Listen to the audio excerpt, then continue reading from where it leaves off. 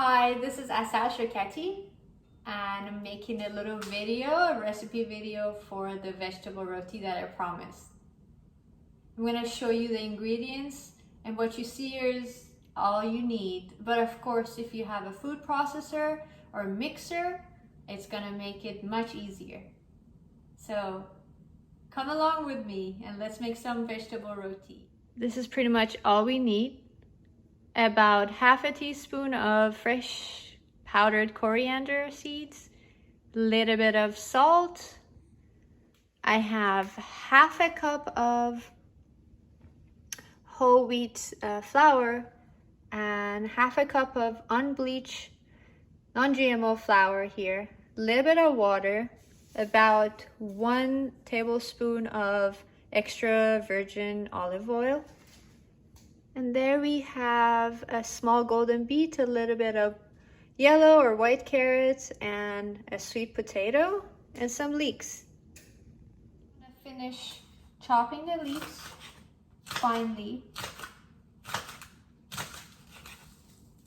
And we don't need much, because really for 1 total cup of flour, we won't need more than half a cup of vegetables.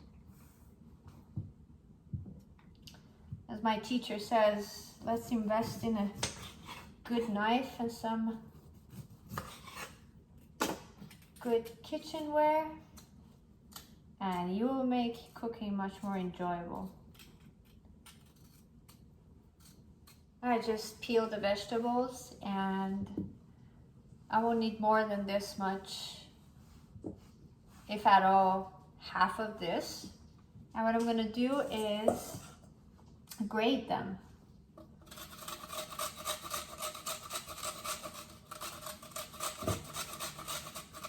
Then again, whatever we have extra, we can use in cooking the same day. I try not to keep this the wet ingredient for more than a day in the fridge, because really, as I'm grating this, the prana, or the life force in the vegetable, is diminishing. So the fresher, the better. As you can see, we have about half a cup of fresh grated vegetables. And then I'm gonna go ahead and mix the dry ingredients here. We're mixing the half cup of unbleached flour with the whole wheat. I'm adding a little bit of salt, maybe about 1/4 teaspoon or even less. And I like the taste of coriander seeds that I just freshly ground. I'm gonna add a little bit more, so I'm gonna add about half to 1 full teaspoon of that. And just quickly whisk and mix it. You can use a fork or a miniature whisk. Make sure it's all equally spread. And what I'm gonna do is I'm gonna put the dry ingredients all in a big mixing bowl.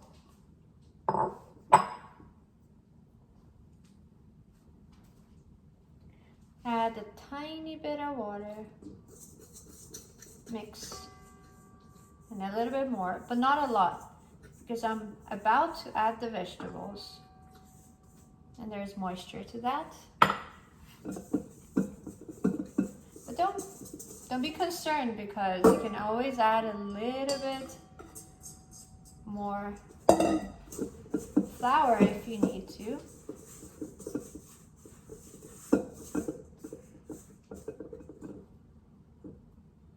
And my hands are pretty clean.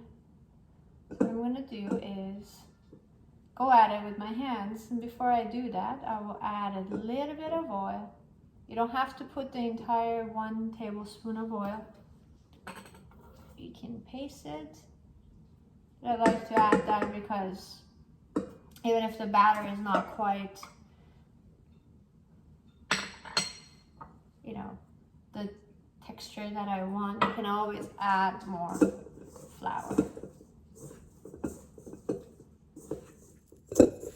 So basically, go at it, play with it, make sure all the ingredients are binding together. It only took about a minute or two to get it all well bound together. So I'm gonna put it in a dish, cover it up and put it in the fridge for half an hour to an hour and a half, however long you want. And then we're gonna cook it together. Voila, ready to be covered and put in the fridge. All right, it's time to roll a little bit of this dough we made earlier. And I've put some all-purpose flour on a clean surface that I've cleaned with white vinegar, because I need plenty of room. And with a roller pin, or you can even use a glass bottle. I'm gonna make sure this is thick enough. Roll it a little bit. Dust it with some flour. And don't worry, this is probably like the 5th or 6th time I'm doing this. I used to not be able to get more than this size rotis, but seems to be getting better. And what we want is, we want to make sure the corners are as flat as they get. So this is thick enough. And I have a pan getting heated up. All we need is a little timer. This is warm enough. You can see a little bit of heat coming off the skillet or the pan. In about 30 seconds, or it starts popping, you're ready to turn it. I can already hear it.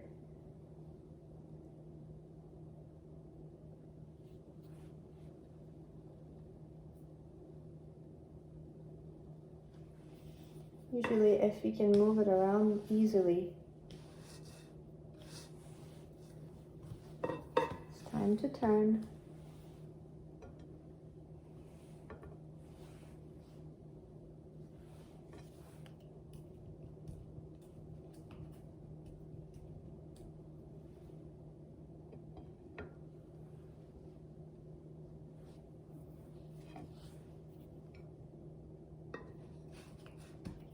And this is almost ready.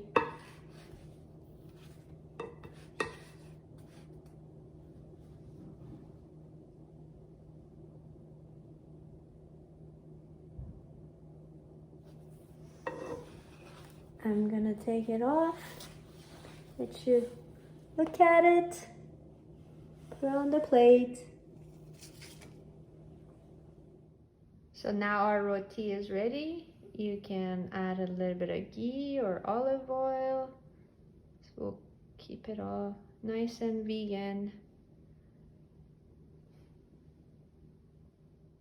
I took the liberty to make one more and have for dinner. You can have it for breakfast, lunch, or dinner, with or without vegetables. But just remember that depending on the size of the roti, you may want to leave it there for a little bit longer than 30 seconds. As long as you are able to move it and slide it on the skillet, then it's time to turn it around so you won't burn it. Enjoy!